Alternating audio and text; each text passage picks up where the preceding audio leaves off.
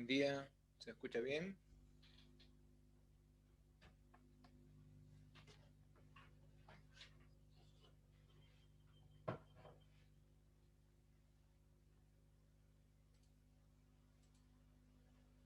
Sí, profe, se escucha bien.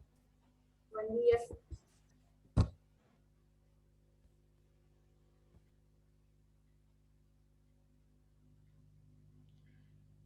Bueno, muy bien. En 3 minutitos vamos a empezar la clase.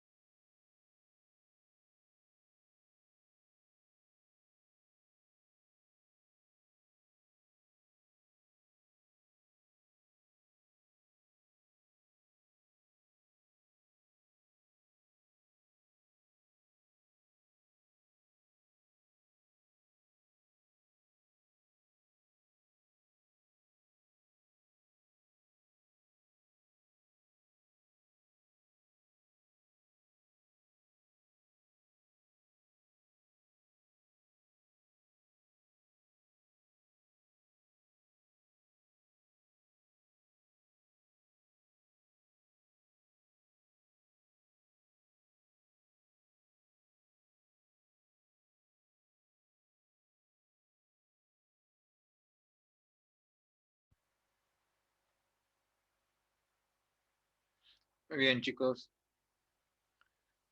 vamos a empezar la clase. Hoy vamos a hablar sobre función de los ganglios de la base, o como también se los conoce, núcleos de la base. ¿Sí?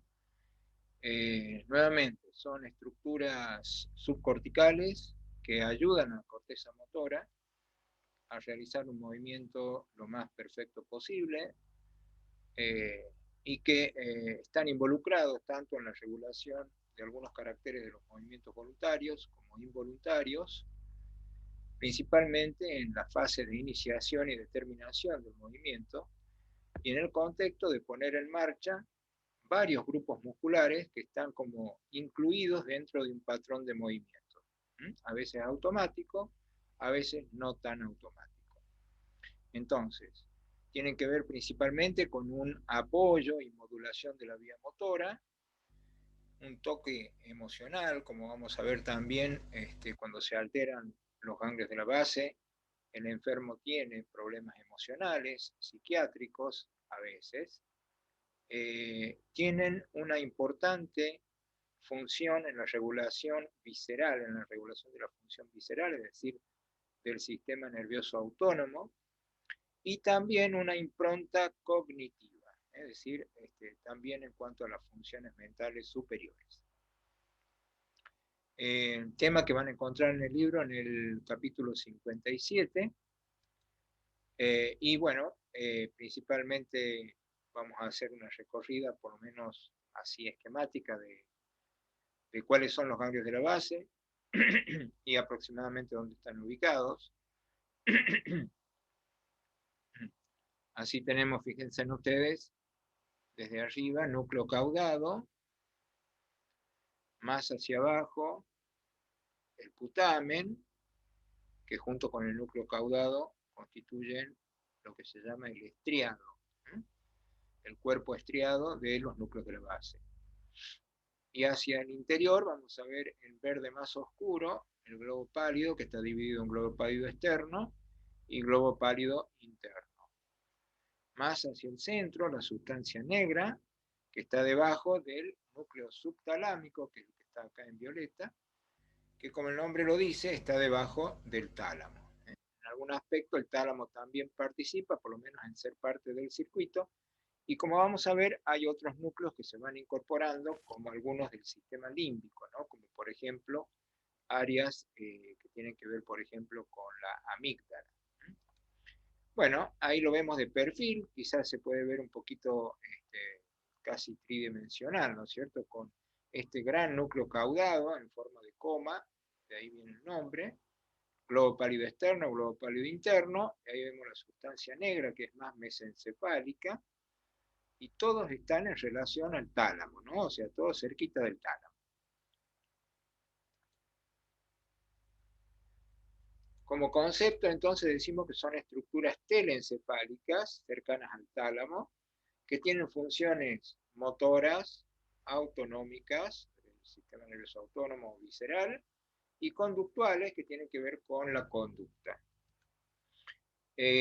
Principalmente en cuanto a la función motora, la iniciación y el fin del movimiento, la coordinación entre movimientos voluntarios e involuntarios, y actúan, como dijimos, junto con la corteza, en apoyo de la corteza, en apoyo al cerebelo, es decir, conjuntamente con el cerebelo van a modificar esa primera orden de la corteza motora. Y lógicamente, una vez constituida esa orden motora modificada por el cerebelo y por los ganglios de la base, la vía córtico-espinal busca bajar a través de la sustancia reticular, en donde también puede ser reforzada o inhibida, ¿no es cierto?, de acuerdo a la actividad de algunos núcleos que están allí en el tronco, y que a nosotros nos faltan ver, por supuesto. Decíamos entonces que se relaciona con sistemas sensitivos, es más, muchas de sus aferencias tienen que ver con la corteza sensitivo-somática, o bien con la corteza del cíngulo, ¿no es cierto? Y por otro lado, los circuitos, una vez que van trabajando, van siendo guardados, por lo menos desde el punto de vista práctico, en lo que se llama la memoria práctica o memoria procedimental. O sea que también está relacionada con núcleos que guardan información, en este caso con respecto a la vía motora. Importante diferencia con otros circuitos porque los ganglios de la base no reciben aferencias de la médula espinal, o sea que todas las aferencias principalmente van a nacer en la corteza, principalmente en la corteza cerebral, ¿no?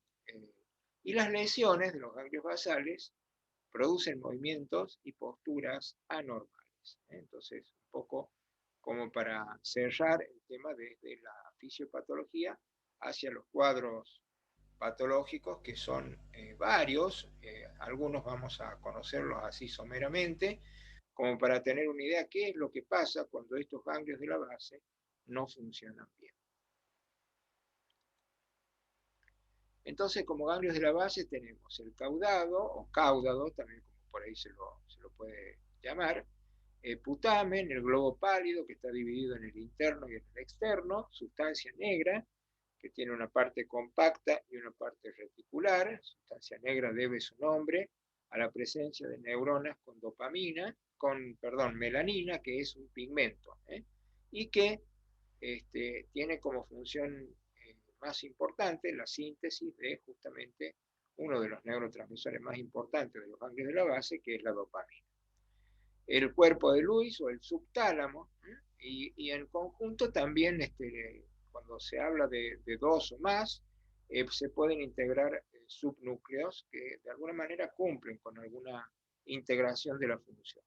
Así, por ejemplo, el putamen y el caudado conforman el cuerpo estriado, que es el lugar donde principalmente va a llegar la información. Desde la corteza motora, el primer punto que tiene para hacer contacto con los ganglios de la base es a través del cuerpo estriado. Y después el putamen, junto con el globo pálido, por eso es que había dos, el globo pálido externo y el globo pálido interno, conforman un núcleo que tiene una forma de lente, por eso se llama núcleo lenticular. La sustancia negra entonces debe su ubicación, ahí la estamos señalando, dos partes, la compacta, que es la que está aquí en verde, y la reticular, que es la que está así como en anfractuosidades de su borde, ¿no? Entonces la compacta, la sustancia negra, en su parte compacta, contiene melanina, que es un pigmento que se requiere para la síntesis de dopamina. La parte reticular, en realidad, contiene neuronas muy parecidas al globo pálido, especialmente el globo pálido interno, y se la considera una extensión del globo pálido interno. ¿Qué tipo de neuronas encontramos en los ganglios basales? Digamos que las neuronas espinosas, deben así de su nombre a la que tienen muchas dendritas, es decir, que son neuronas especializadas en recibir información. Estas neuronas espinosas son el 97% dentro de las neuronas del putamen y del caudado, que son los que componen el cuerpo estriado. Y las otras, el 3% restantes, son no espinosas. Las espinosas se dividen en tipo 1 y tipo 2. Tipo 1 es la mayoría, 96%, que son redonditas y que como neurotransmisor tienen GABA y encefalina, principalmente son inhibidoras. La tipo 2, el 1%, son piramidales, su formato, la neurona, y contienen sustancia P. En cambio, las no espinosas se dividen en tres tipos. Tipo 1, soma pequeño, esférico, y tiene también GABA como neurotransmisor y somatostatina, es decir, son bien inhibidoras. Después está la tipo 2, que tiene un soma mucho más grande, es ovoidea, y tiene como neurotransmisor acetilcolina. Es una neurona, son este tipo de neuronas excitadoras. Y la tipo 3 es esférica, intermedia, y tiene GABA y somatostatina, o sea, muy parecida a la tipo 1, pero bueno, un poco más grande, ¿no? En cuanto al tamaño. Aparte, siempre, como dijimos, vamos a encontrar neuronas de sostén, neuronas de apoyo, que son las que constituyen la parte de la neuroglia, ¿no? de estos núcleos. Así que bueno, un poco como para que nos imaginemos estas neuronas espinosas, que como ustedes ven acá, por ejemplo, están en el putamen, están recibiendo la información junto con el caudado, constituyen el estriado, y reciben la información por neuronas colinérgicas que están principalmente a nivel de la corteza, ¿no? Y estos cuerpos o somas que están en el estriado proyectan el globo pálido, externo, interno, y si uno la quiere ver un poquito más de cerca, la neurona esta espinosa, como se la ve acá, es una neurona que tiene múltiples ramificaciones dendríticas, o sea que principalmente está relacionada con recibir información. Las dos fuentes más importantes para recibir información de estas neuronas espinosas provienen de la corteza, que son estas neuronas piramidales colinérgicas, y de la sustancia negra que, digamos, llega hasta el estriado, principalmente con neuronas que constituyen una vía en sí misma que se llama vía nigroestrial, porque parte de la sustancia negra y llega al estriado, ¿no? Y tienen como neurotransmisor dopamina. También hay circuitos locales de integración en el mismo cuerpo estriado. Por último, vean que la zona de salida de este cuerpo estriado está a través del globo pálido principalmente, y esta sería una neurona típica del globo pálido. Fíjense ustedes de que no se avanzó, por lo menos no se ha cambiado, me refiero, desde que James Parkinson describe la enfermedad, que un poco es la protagonista, ¿no?, de los problemas de los ganglios de la base, allí por el año 1817. En el año 2016, y un poco a esta parte, en cuanto a la característica de la problemática de los pacientes que tienen alteraciones de los ganglios de la base, bueno, decimos que principalmente hay una alteración del movimiento sin parálisis, o sea que a diferencia de la corteza motora, ¿no es cierto?, que la lesión va a producir una parálisis o de la vía córtico-piramidal, en este caso no hay parálisis, pero sí hay una alteración del movimiento. Con respecto a esta enfermedad de Parkinson, va a tener tres signos principalmente que son diferenciables. Una es el temblor, que después vamos a ver qué tipo de características tiene este tipo de temblor para diferenciarlo del paciente con trastornos cerebelosos que también tenía temblor. La rigidez y la asinesia. La rigidez en movimientos así de tipo embarados, y la asinesia, la falta de la posibilidad o la alteración en esa secuencia de iniciación del movimiento, ¿no? O muchas veces esto también empalma con el hecho de que el paciente no puede terminar de una manera suave un determinado movimiento, ¿no? Entonces, problemas en la iniciación y problemas en la finalización. A esto hay que sumarle trastornos autonómicos, vesicales, por ejemplo, del aparato digestivo, y también conductuales que tienen que ver con la conducta de la persona, ¿no es cierto? O sea, esto probablemente va a traer en este tipo de pacientes implicancias en cuanto a la esfera emocional, ¿no? Y muchas veces también un poco va a llevar a que el paciente tenga un comportamiento no del todo normal, si se quiere.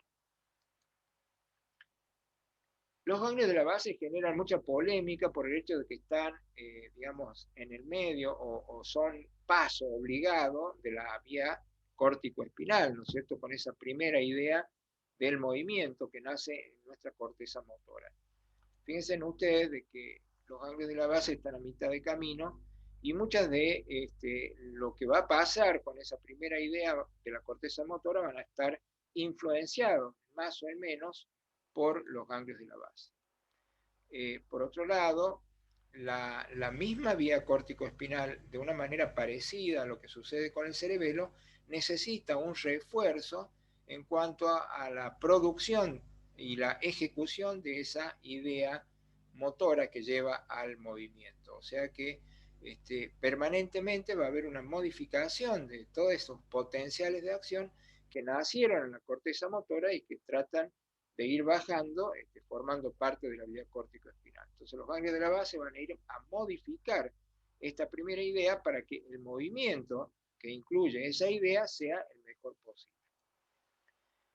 Mucho de las, digamos, del refuerzo del accionar de la corteza respecto a ese primer movimiento, sí o sí necesita de esta vía o de los circuitos de los ganglios de la base, y algunos de ellos van a pasar por el tálamo, ¿no? O sea que, como ustedes ven, no solamente la vía sensitiva pasa por el tálamo y llega a la corteza, sino que en este caso, si bien es información que alimenta la corteza, y está muy relacionada en este caso con la vía córtico-espinal. Entonces, indudablemente acá se van a mezclar diversas informaciones que recibe la corteza, se le tienen que agregar modificaciones, y entonces todo esto realmente lleva a una tarea muy, muy fina, ¿no?, que tienen que realizar estos ganglios de la base. Y esto es necesario, como les decía, para que el movimiento sea óptimo. porque si no los pacientes tienen problemas para realizar movimientos y especialmente los patrones de movimientos automáticos y aprendidos. Ejemplo, escribir a máquina, ¿eh? O andar en bicicleta.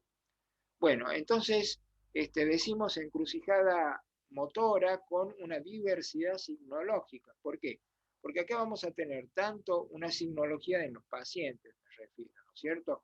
Que es parte de la vía córtico-espinal, o sea, los pacientes van a tener signos de la lesión de la motoneurona superior y en una de esas, en parte, va a estar involucrado el movimiento voluntario inicial, pero a eso también hay que agregarle una participación extrapiramidal que tiene que ver con esa vía córtico-espinal. No forma parte de ella anatómicamente, pero sí fisiológicamente. Entonces hay una mezcla de signos piramidales y extrapiramidales en el contexto, ¿no es cierto?, final, cuando uno analiza desde el punto de vista fisiológico el componente tanto de la vía córtico-espinal, que sería lo piramidal, como de la vía extrapiramidal, que sería los ganglios de la base. ¿Cuáles son las principales aferencias? Dijimos, ¿cómo llega la información esta del movimiento inicial, que nace en la corteza motora, a los ganglios de la base?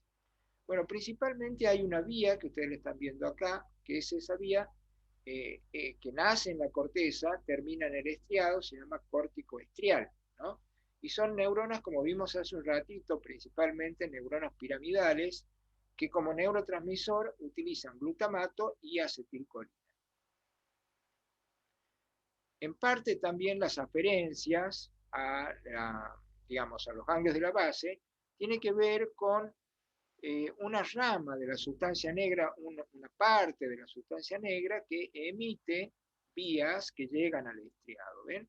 Caudado y putamen conforman el estriado. Entonces, la primera vía que alimenta al estriado sería la de la corteza y la segunda, la de la sustancia negra.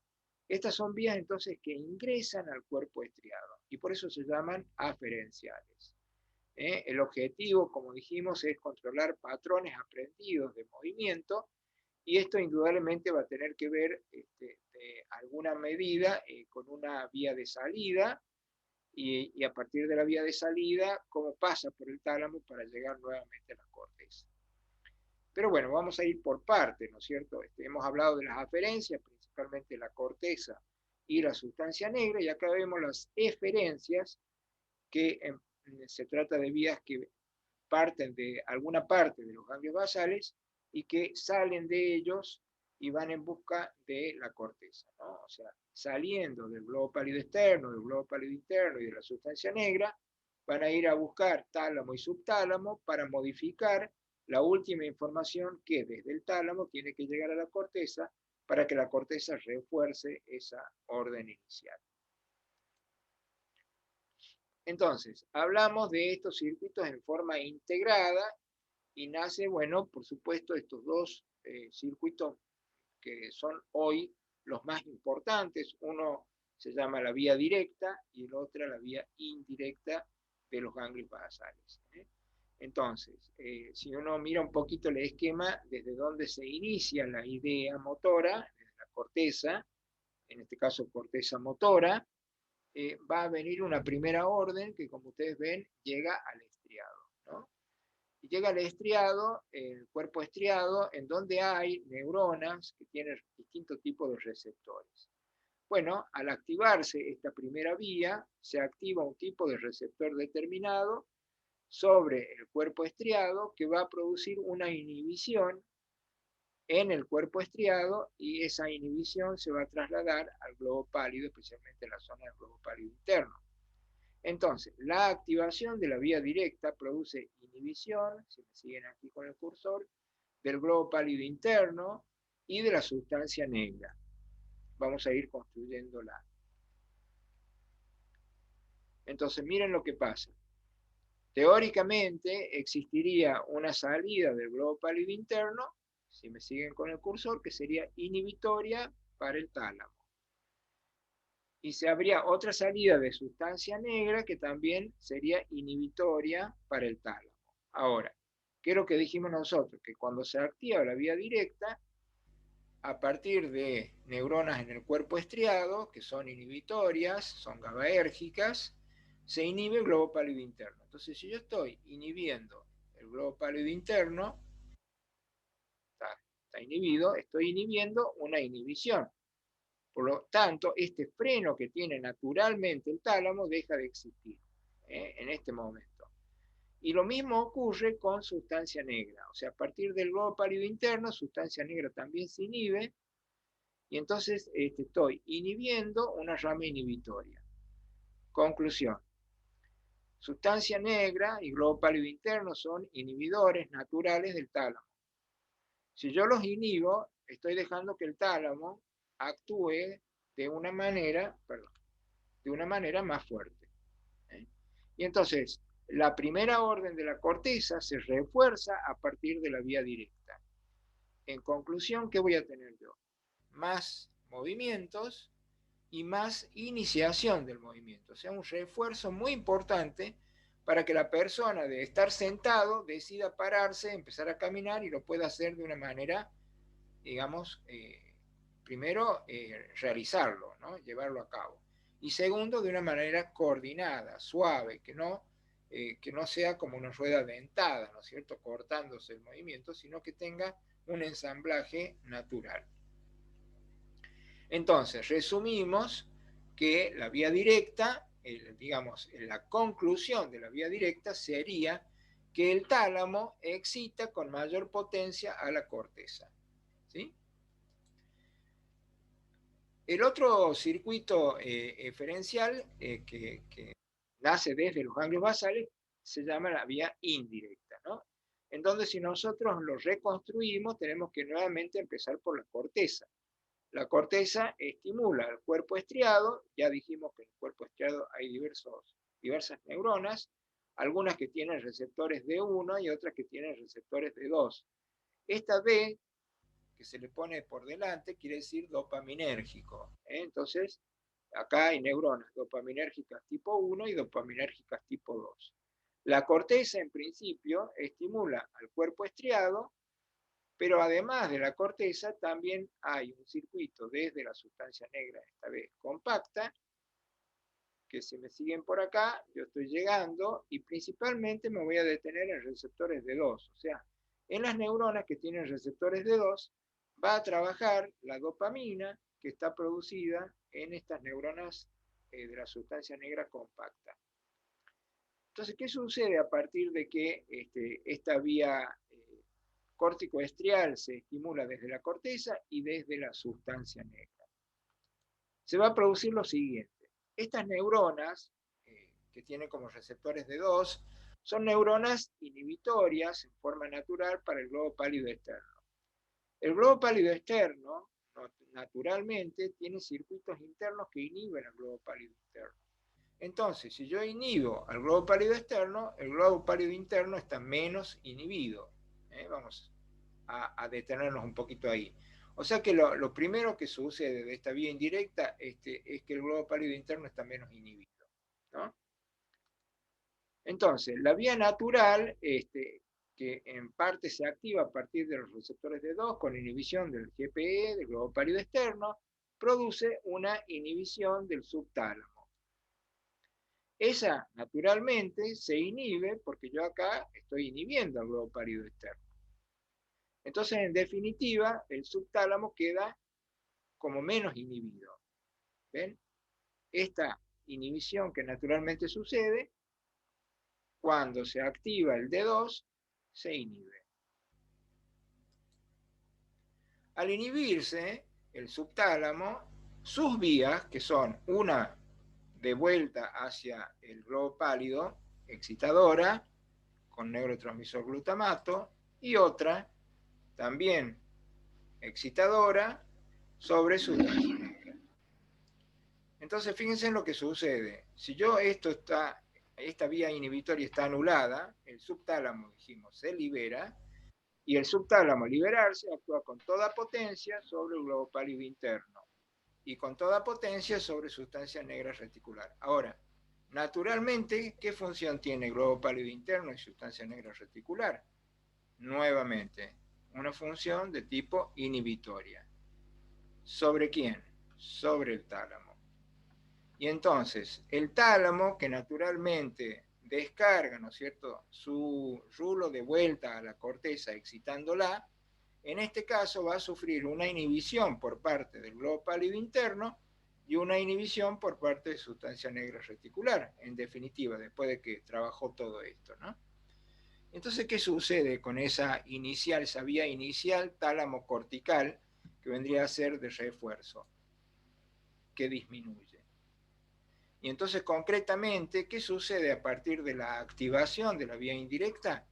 Que tenemos menos movimiento, o sea que el movimiento es menos potente, y básicamente se refuerza la terminación del movimiento, ¿no? Entonces, esta vía indirecta inhibe la vía tálamo cortical, hay menos movimiento y muchos movimientos terminan cuando se activa esta vía indirecta. Entonces, a los fines de resumen y de repaso decimos, esta vía indirecta nace en la corteza, estimula el estriado, se activan receptores D2 de la sustancia negra compacta, esta interactúa con los receptores D2, a partir de ahí el globo pálido externo queda inhibido, la liberación de la sustancia del subtálamo, estimula el globo pálido interno, que es el globo pálido interno, que es un inhibidor, y también de la sustancia negra, que son inhibidores del tálamo. Entonces, en definitiva, tenemos inhibición del tálamo, tanto por parte de sustancia negra reticular como del globo pálido interno. Ven que esto sería la vía final de las dos, inhibición del tálamo, y acá inhibición del tálamo también, y el punto 7 sería inhibición tálamo cortical.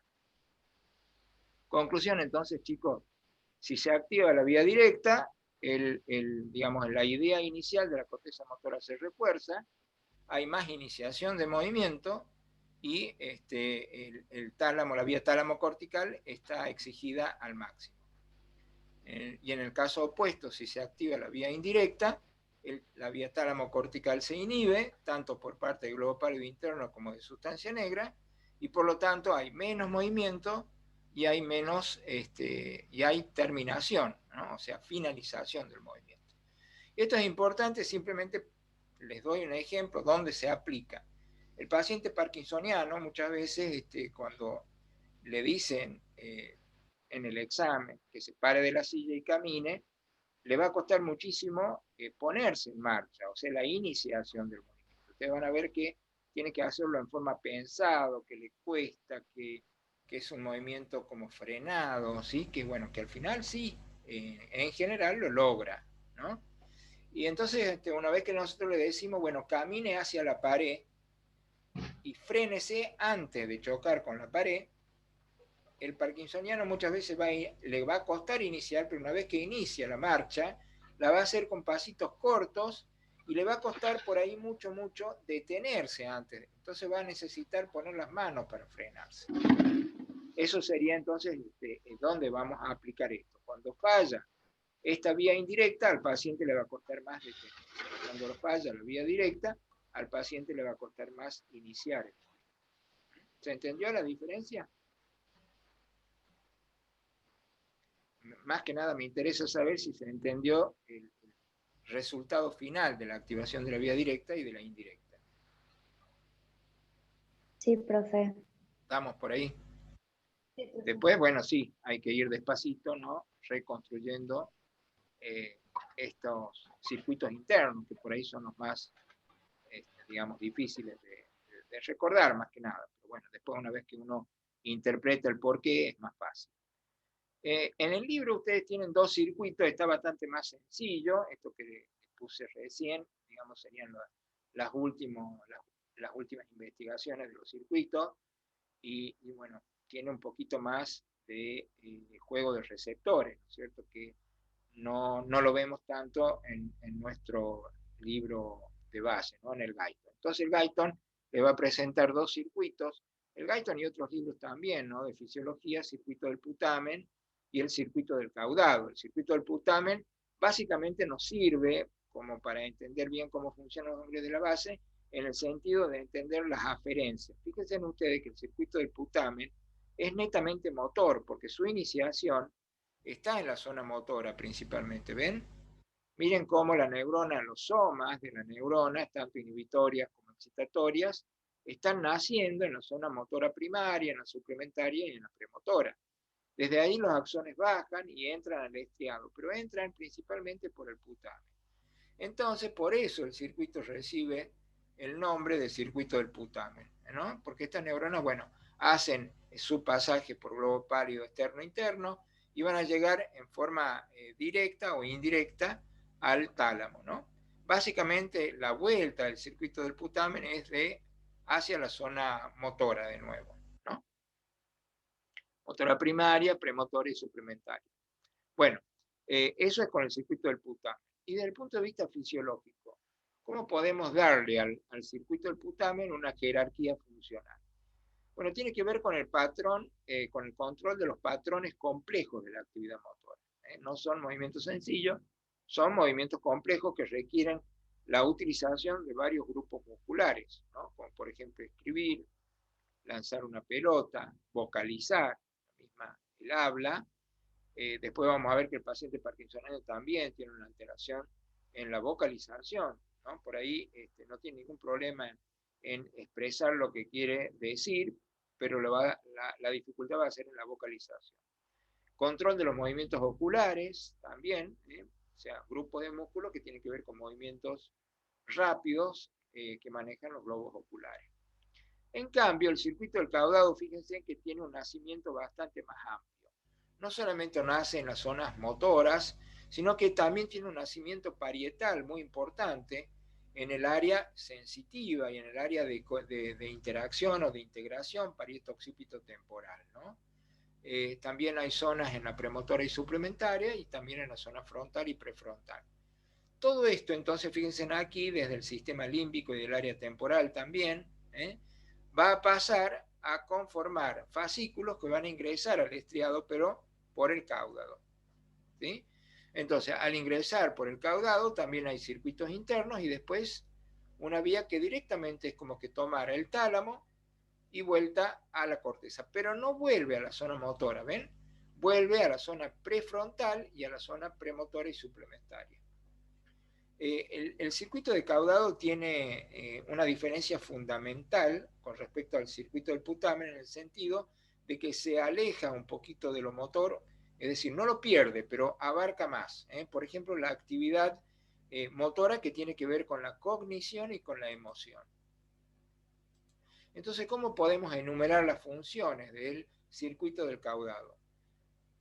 El primero sería el control cognitivo de la actividad motora, es ese pensamiento que genera un movimiento que está influenciado por justamente el raciocinio y por estas funciones mentales superiores, ¿no? Control cognitivo.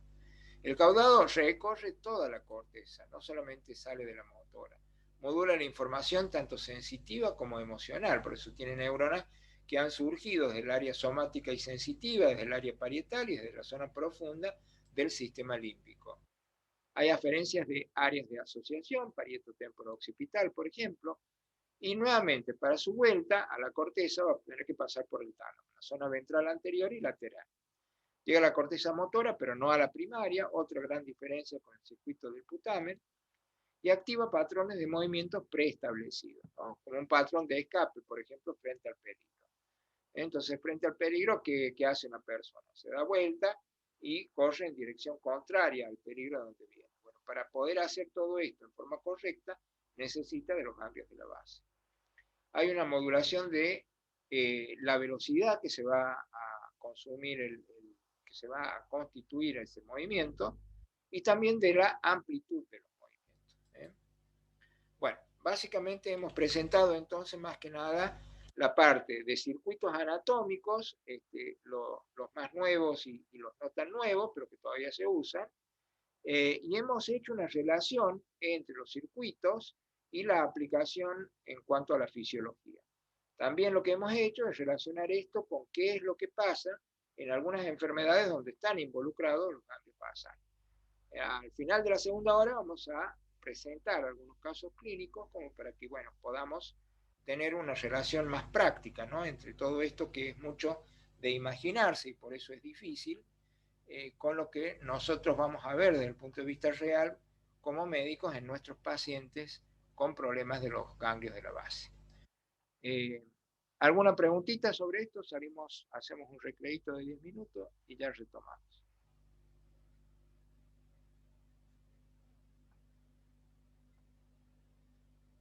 ¿Estamos bien hasta aquí, chicos? Sí, profe. Sí, profe. Sí, profe. Muy bien, en 10 minutitos entonces seguimos. Bueno, profe, gracias.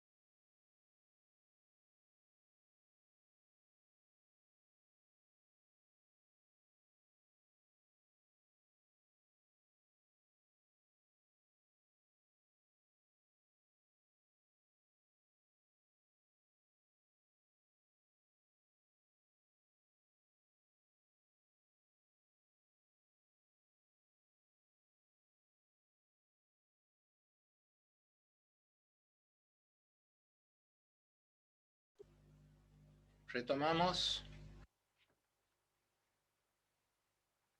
Sí, profe.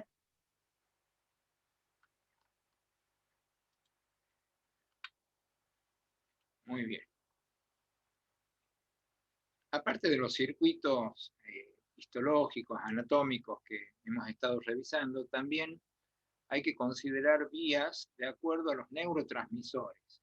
Por ejemplo, esta vía que les decía yo hace un rato, la vía nigroestrial, que acá se la puede ver, que naciendo en sustancia negra, es como que volviese sobre el estriado, ¿no? Por eso, desde la sustancia negra al estriado, la vía nigroestrial que libera dopamina.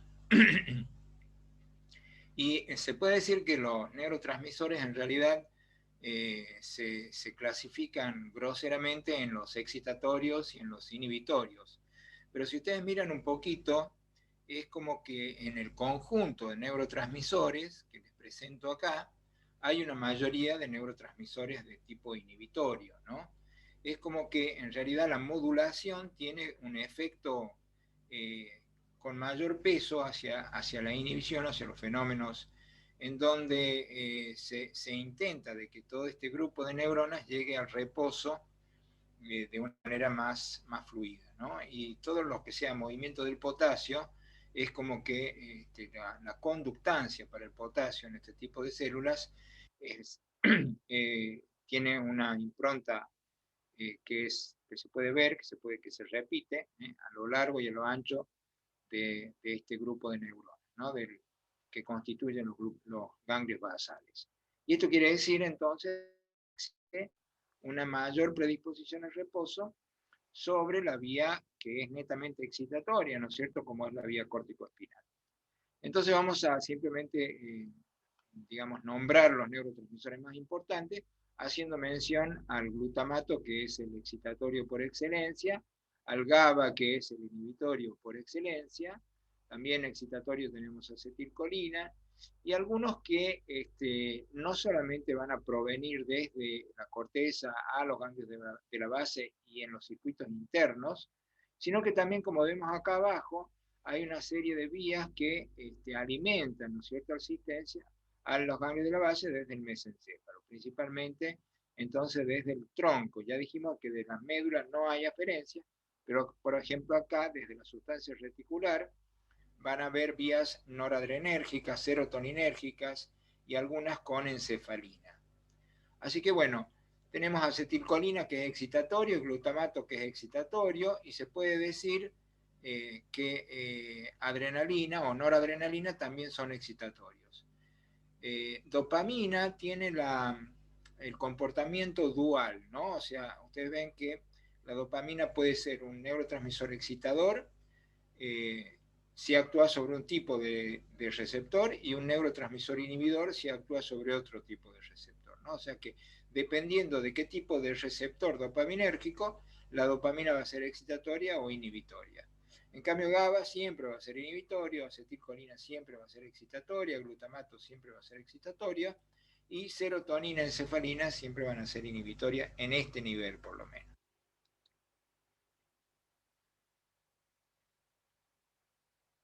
Entonces, tanto glutamato como las neuronas colinérgicas son las que principalmente producen fenómenos en más excitatorios. GABA y dopamina principalmente son inhibitorios, y acá tenemos nuevamente una vía que puede ser excitatoria, principalmente a partir de noradrenalina, serotonina, o así, digamos, como función inhibitoria, que eso también lo vimos en cuanto a la vía del dolor, la encefalina. Así que bueno, el principal neurotransmisor excitador, glutamato, el principal neurotransmisor inhibidor, el GABA, el ácido gamma-aminobutírico. También un poco ampliar, ¿no? Desde lo que nosotros conocemos en las enfermedades. Hay una enfermedad que se llama enfermedad de Wilson, en donde lo que está faltando es ceruloplasmina. ¿Se acuerdan de la ceruloplasmina, la proteína transportadora de cobre? Digamos que existiría esta alteración que es de tipo genética y que se ve hay una repercusión sobre la falta del transporte de cobre en algunos órganos que necesitan un metabolismo con respecto al cobre que sea de ida y vuelta mucho más ágil. En este sentido hay dos órganos, el hígado y los ganglios basales. O sea, tanto los hepatocitos por un lado como las neuronas en los ganglios basales son sensibles y necesitan y requieren del cobre como un cofactor para múltiples funciones intracitoplasmáticas. Entonces, cuando tenemos esta enfermedad de Wilson y falta la ceruloplasmina, es como que el cobre no puede movilizarse muy bien desde el hígado y tampoco desde los ganglios basales. O sea, llega el cobre al hígado y a los ganglios basales, pero le cuesta circular desde allí y salir del hepatocito y de las neuronas. Entonces, ¿qué sucede? Sucede que paulatinamente el hígado y el hepatocito se ve sobrecargado, ¿no?, con el cobre, y el cobre empieza a producir efectos tóxicos. Entonces, el efecto tóxico del cobre sobre el hígado va a producir cirrosis, y el efecto tóxico del cobre sobre los ganglios basales, trastorno de los movimientos. En el medio también, tanto por un lado como por el otro lado, o sea, tanto como por el compromiso de los ganglios basales, como por el compromiso del hígado, el paciente puede tener también alteraciones mentales, ¿no?, demencia. Así que bueno, ¿por qué estas neuronas requieren de cobre? Bueno, en definitiva todavía no se sabe concretamente, pero lo que sí se la ha relacionado con un alto consumo de oxígeno de estas células y un alto requerimiento de cobre para poder aprovechar las vías metabólicas, principalmente de la cadena respiratoria, que son las que utilizan este oxígeno para el requerimiento de tal y de cual célula, ¿no? O sea, de la célula, tanto de la célula hepática como de la célula de los ganglios basales. Así que bueno, enfermedad de Wilson como caso clínico, el problema en la enfermedad de Wilson es la falta de la proteína transportadora de cobre, no puede sacar el cobre ni del hígado ni de los ganglios basales, y entonces hay lo que se llama degeneración hepatolenticular, hepato por el hígado y lenticular por los núcleos basales, especialmente el núcleo lenticular, que como ustedes se acuerdan estaba constituido por el putamen y el globo pálido. Esta degeneración hepatolenticular trae problemas a causa de cirrosis, que ustedes lo conocen desde el digestivo, y ahora vamos a agregar problemas por el mal funcionamiento de los ganglios basales, especialmente del área lenticular, ¿no? O sea, putamen y globo pálido. Eso va a traer como consecuencia trastornos motores y también alteraciones en la esfera mental. Bueno, vamos entonces tratando de ordenar cuáles son las funciones de los ganglios basales, y acá la vamos anotando para que quede clarita: funciones motoras, autonómicas, subautónomas y conductuales. Las funciones motoras, que quizás es donde más hacemos hincapié, ¿no es cierto? Los ganglios basales, se puede decir, imprimen caracteres a los movimientos iniciados por la corteza. La amplitud del movimiento, la velocidad, la fuerza, la dirección, son características del movimiento que van a ser modificadas por el accionar de los ganglios basales. Coordinación de movimientos no tan solo de los segmentos corporales, o sea, de los miembros superiores o inferiores, sino también de músculos que tienen que ver con funciones de la cara y del cráneo, ¿no es cierto?, como los oculomotores y los movimientos orofaciales. La fase preparatoria del movimiento voluntario tiene muchísimo que ver con el accionar de las funciones motoras de los ganglios y la ejecución autonómica o autónoma de programas aprendidos. O sea, la corteza motora quiere, por ejemplo, hacer que la persona se pare y empiece a caminar, y entonces es como que apriete un botón donde todo ese conjunto de músculos que se contraen y se relajan, agonistas, antagonistas, etcétera, van a coordinar su accionar para que la persona se pare primero y después camine en forma ordenada. El ensamblaje entre dos o más rutinas. Los pacientes que tienen alteradas las funciones motoras de los ganglios basales, les cuesta muchísimo, por ejemplo, cuando el médico le dice, bueno, acá tiene una cajita de fósforo, usted va a sacar un fósforo y lo va a encender. Entonces acá hay una secuencia ordenada de movimientos que tenemos que cumplir, ¿no es cierto?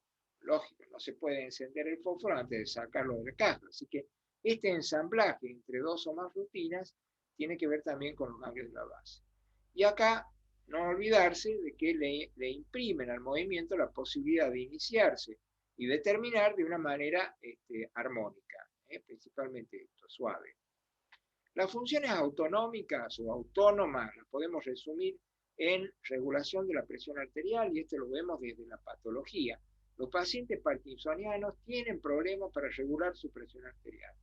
Generalmente sufren de hipertensión, pero pueden tener, por ejemplo, también problemas para regular, para mantener a un nivel la presión. Secreción salival, por ahí ustedes lo pueden ver que ni se den cuenta si quieren y están como babeándose y no pueden dominar esta condición, ¿no es cierto?, de secreción de saliva, que está exagerada, que está, digamos, excitada por el sistema nervioso autónomo, en este caso colinérgico, parasimpático.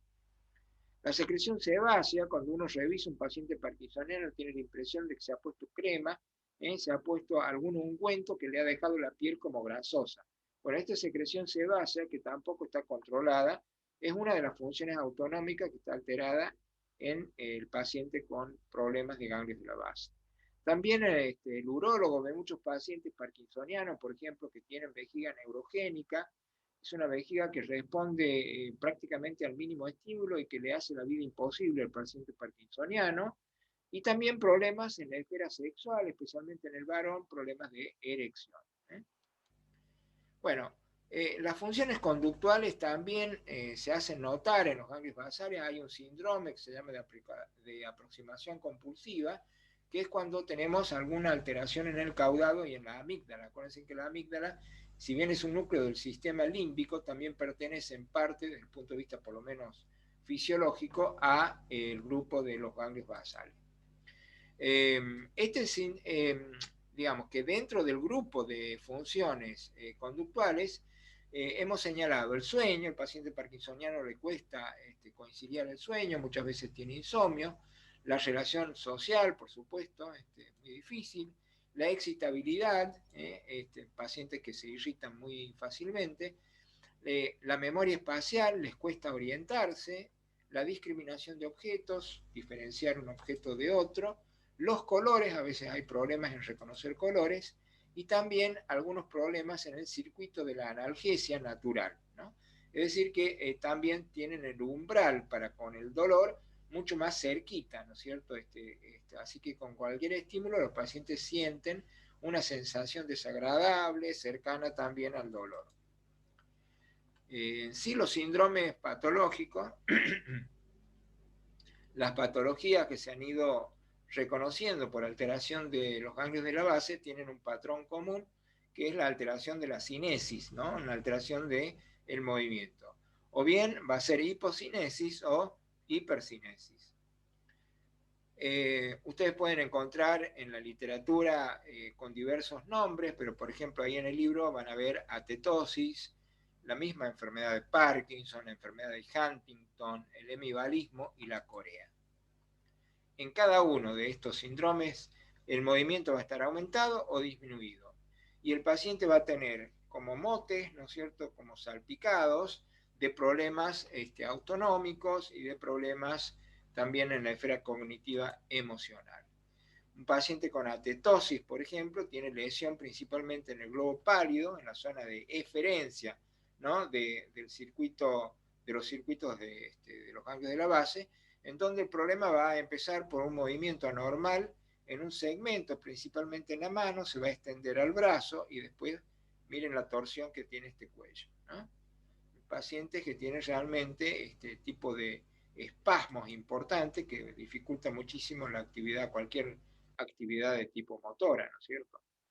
En el hemivalismo, el que está comprometido es el núcleo subtalámico, que está ahí debajo del tálamo, ¿no es cierto? Núcleo subtalámico en relación al tálamo, y tiene que ver principalmente con movimientos voluntarios ondulantes.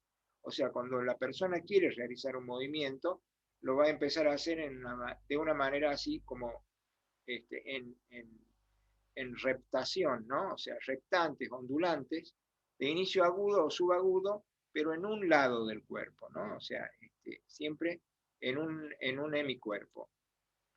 Ahí tenemos una paciente que tiene corea, en donde principalmente el núcleo alterado es el núcleo de putamen, movimientos incontrolables de extremidades y de la cara, por eso el paciente hace muecas. La palabra corea proviene del griego y quiere decir danza, ¿no? También se la había conocido como el mal del San Vito, que es un lugar justamente donde la historia cuenta, ¿no? En relación con enfermedades que en ese momento atacaban muchos pacientes y en donde el lugar del ataque de estas enfermedades eran los ganglios basales. Bueno, esta es la degeneración hepatolenticular. La enfermedad de Wilson tiene una característica clínica que es un anillo en la córnea. Bueno, ustedes después van a buscar un poquito ahí información sobre la degeneración hepatolenticular. Pero lo más importante es que tanto los hepatocitos como las células de las neuronas del núcleo lenticular se cargan con cobre y el cobre es el que termina por producir alteraciones de esas células, ¿no? La enfermedad de Huntington, acá están alteradas, aparte de los ganglios basales, las vías de entrada, la vía GABAérgica desde la corteza y las neuronas colinérgicas. O sea, fíjense ustedes que tanto la aferencia al estriado, tanto de las vías inhibitorias corticales como de las vías excitatorias, está alterada. Y miren el tiempo, ¿no? 1872, y la enfermedad lleva el nombre del médico que la descubrió, George Huntington, y él hablaba que el paciente tenía corea e impedimento mental de inicio en el adulto y de naturaleza hereditaria. Efectivamente, ¿no es cierto? Los pacientes heredaban el problema y estaría reconocido como una repetición exagerada de esta secuencia, ¿no es cierto?, en el ADN del CAG o CAG, que se repite patológicamente en el enfermo de Huntington hasta 36 y 120 veces, a diferencia del paciente normal 10 a 28 veces en el genoma, ¿no? Así que, ¿qué es lo que tiene el paciente con enfermedad de Huntington? Principalmente una alteración degenerativa de las neuronas. Esto que vemos acá son neuronas que están comprometidas, es una microfotografía, y lo que se ve es como una inclusión de un colorante que está tiñendo una proteína anómala que se llama huntingtina, ¿no? Y vean ustedes cómo realmente hay amplias zonas, ¿no?, del cerebro, especialmente también de la corteza y de los ganglios basales, en donde hay una atrofia importante. Ahí tienen una dirección como para conectarse, para que le interesa un poquito más leer sobre el tema. Y un poco así, desde lo anecdótico, para el que vio House, y si no la vieron, bueno, y están en esto de la medicina, sería bueno, sería un buen complemento de ver el tema de la medicina desde otro punto de vista. Y en este caso, bueno, van a encontrarse con esta residente, que es la número 13, así se le llamaron, y que desgraciadamente, bueno, en la serie padece de la enfermedad, ¿no?, de Huntington. Y muchos de los pacientes de Huntington, por lo menos en aquella época, se suicidaban porque indudablemente hacer el diagnóstico de sufrían de enfermedad de Huntington quiere decir que iban a terminar con demencia y con severas alteraciones en la posibilidad de ejecución del movimiento. Algunas fuentes para que puedan leer sobre pacientes y especialmente sobre enfermedad de Huntington y algunas cosas nuevas, ¿no?, que han salido y que dejan un poquito de esperanza para aquellos pacientes, porque bueno, hasta hace muy poco esta enfermedad directamente no tenía ni siquiera cómo tratarse. La corea hay distintos tipos de corea. Esta es una corea que en realidad la descubrió Sydenham, ahí lo tenemos a Tomás, inclusive más anteriormente Paracelso ya hablaba de este tipo de trastornos del movimiento, en donde el paciente no controlaba, ¿no es cierto?, el movimiento y parecía que estaba danzando, por eso el baile de San Vito, ¿no? Miren ustedes que en este caso la causa que ataca los ganglios basales no tiene nada que ver con lo que vimos anteriormente en la enfermedad de Huntington, que es una enfermedad degenerativa hereditaria. Aquí el problema es una bacteria, es una angina en el inicio del problema, que produce este tipo de supuraciones, ¿no es cierto?, de placas tan importantes, una angina producida por el estreptococo, que produce pus, por eso se llama estreptococo piógeno, y el estreptococo produce una toxina que lleva a una reacción autoinmune y con daño a distancia, ¿no? Esa distancia implica el corazón, produce lesiones cardíacas, especialmente ataca las válvulas, y también en las articulaciones, por eso alteración cardíaca, reumática, y de última también a los ganglios basales, y ahí entramos nosotros con ganglios de la base, Corea de Sidekan, o sea que el paciente puede tener desde problemas cardíacos, pasando por artritis y terminar con problemas de los ganglios de la base y de los movimientos. Y por último, bueno, nuestra protagonista, ¿no es cierto? Fisiológicamente, entender la enfermedad de Parkinson o directamente fisiopatología, nos explica por qué el paciente tiene rigidez, tiene asinesia y tiene temblor de reposo. Acá lo que ha pasado, si se miran un poquito, es que está alterada la vía nigroestrial, esta es la sustancia negra, este es el estriado, por lo menos en parte, ¿no es cierto? El putamen, aquí arriba está el caudado. Bueno, la vía esta, que tenía neuronas dopaminérgicas, y que en realidad la función que tienen a partir de la dopamina, ahí la tenemos en una sinapsis, ¿no es cierto?, en esta zona, en el estriado, en donde la dopamina actúa normalmente, y acá miren la cantidad tan pequeñita de dopamina que quedó, y entonces la vía está alterada. Y eso genera alteración de movimientos en el tema de justamente iniciación y fin del movimiento. Ahí tenemos una rigidez que no le permite al paciente ni iniciar ni terminar un movimiento porque está rígido. Segundo, la asinesia, ¿no? la dificultad para el movimiento. Y tercero, el temblor, cuando el movimiento se cumple, se pasa, y cuando lo queremos corregir se vuelve a pasar, pero por el sentido opuesto. Y eso lleva al temblor de reposo. Incluso cuando el paciente está quietito, está tratando de descansar, ustedes lo van a ver que tiene movimientos de sus manos que se llaman movimientos en cuenta moneda, porque es como que estuviese contando las moneditas, ¿no? Entonces, el núcleo, principalmente que empieza a funcionar mal en el enfermedad de Parkinson, la sustancia negra, la vía es la nigroestrial y el neurotransmisor es la dopamina.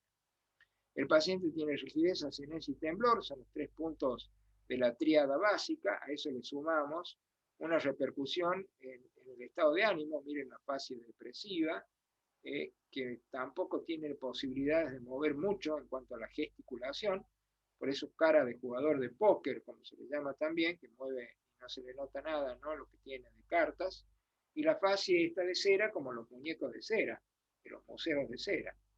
Y no olvidarse de trastornos vesicales, trastornos con respecto a la función urológica o a la función reproductiva, ¿no?, principalmente en el hombre. Bueno, este es a ver.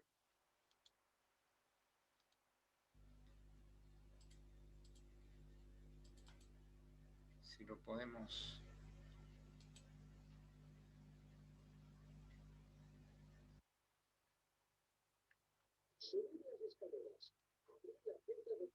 ¿Se escucha, chicos? No, profe. ¿No se escucha? No, profe, muy bajito. A ver, esperen. ¿Se ve bien la imagen? Tampoco, profe. No, no se ve, profe. Profe, creo que tiene que compartir la pantalla del video, o sea, del reproductor del video. A ver, esperen un poco. Vamos a ver.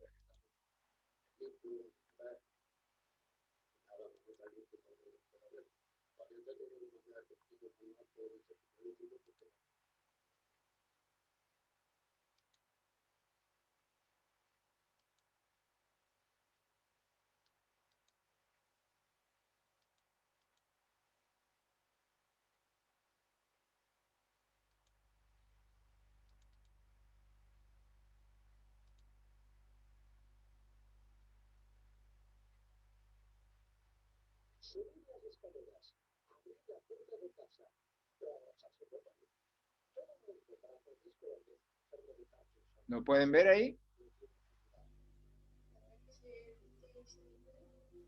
Todavía No, profe. No se escucha bien, profe. Me cuesta una exageración. No hacer las letras, sino lo daría porque hago, luego yo podérselo decir a mi chiquilla que no está en limpio, cuando mujer, y nada, no tan limpio para que ella pueda verlo. Antes he tenido que cambiar el cepillo manual por un cepillo eléctrico porque no me deja la mano sobre limpiarme bajo este mío. Y con el otro me dio una falla. Arrastramos el pie, en vez de subir para caminar, arrastramos el pie, cualquier cosa que haya, tropiezo y voy. ¿Pueden ver ahí el temblor del reposo? No, profe, no No, se profe, está no viendo el video. Ah, bueno, lo siento. Bueno, vamos a sacarlo entonces. Vamos a sacarlo. Bueno, ya vamos a ver después si se lo podemos pasar de alguna manera.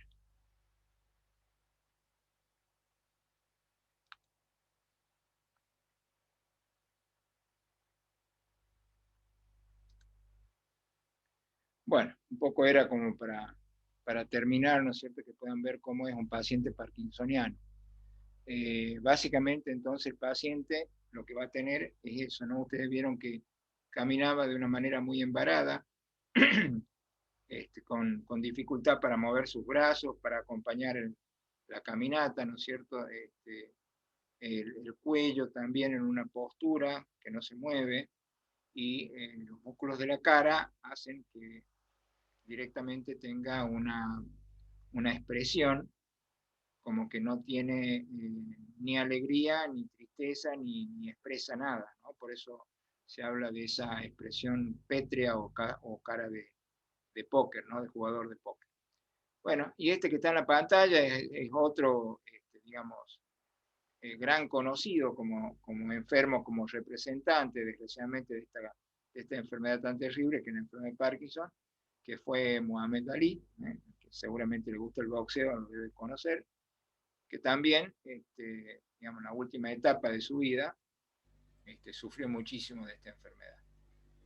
Todavía no se sabe muy bien, pero existiría alguna relación entre los golpes que reciben los boxeadores en la cabeza y la destrucción, ¿no?, de áreas de poblaciones neuronales importantes, y en las cuales dentro de esas estarían también neuronas de los ganglios de la base, y entonces el paciente, principalmente como manifestación de ese múltiple traumatismo que recibe a lo largo de su historia como deportista, tiene como consecuencias esta enfermedad.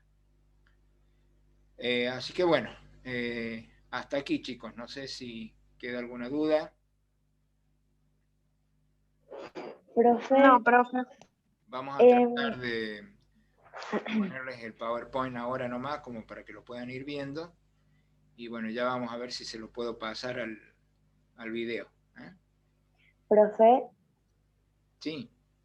en lo que sería la esquizofrenia, ocurre algo con los ganglios basales o no? En realidad lo que ocurre con la esquizofrenia es más que nada a ver, en el tratamiento del problema de la esquizofrenia, ustedes saben que la esquizofrenia es un trastorno psiquiátrico en donde se despersonaliza, ¿no?, el paciente, o sea, pierde su personalidad, y en gran parte de los problemas que tiene son la pérdida de la realidad, y que padece de alucinaciones principalmente, ¿no? Alucinaciones tanto auditivas como visuales, etc. El tratamiento de la enfermedad de la esquizofrenia y de muchos otros trastornos de tipo psicosis, ¿no?, los trastornos en donde el paciente tiene psicosis, que es una enfermedad mayor dentro de los problemas psiquiátricos. El tratamiento incluye medicamentos que van a traer como acciones colaterales algún tipo de alteración del movimiento. Entonces, no es que el paciente con esquizofrenia sufre de Parkinson, sino que tiene un parkinsonismo farmacológico. Y que lógicamente, en la medida que van saliendo nuevos fármacos, es como que se está buscando justamente aquel fármaco que pueda producir una mejoría en el paciente, pero que no nos traiga como efecto colateral estas alteraciones en los movimientos. ¿Se entendió? Sí, profe, muchas gracias. Bueno, muy bien, chicos. Nos vemos entonces en la próxima clase. Chao, profe. Gracias, profe. Gracias. Chao, profe. Chao. Punto. hasta luego. Nos vemos, profe. Chao, profe.